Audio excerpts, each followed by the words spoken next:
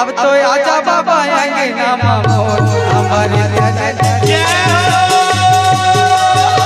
तो आजा गुरु आएंगे ना मोर हमारे तन धर के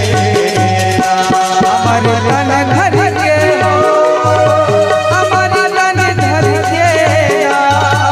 हमारे तन धर के हो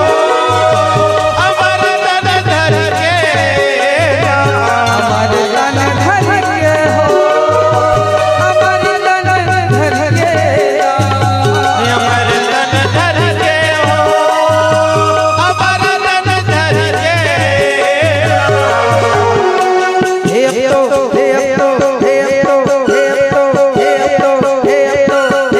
आजा बाबा आएंगे ना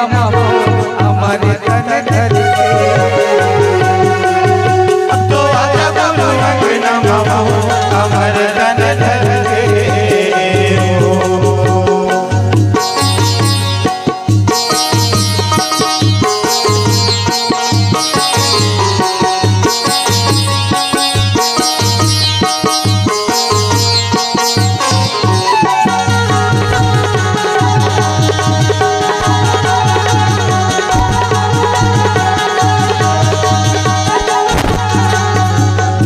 माथे में चंदन लगा के आवे बाबा मोरे हाथ मला दे आशीर्वाद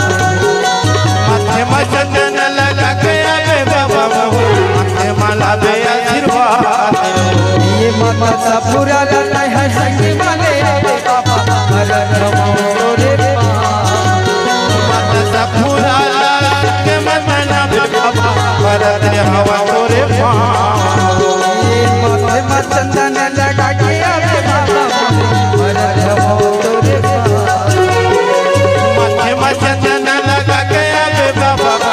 माथे माला दे आशीर्वाद माता सा पूरा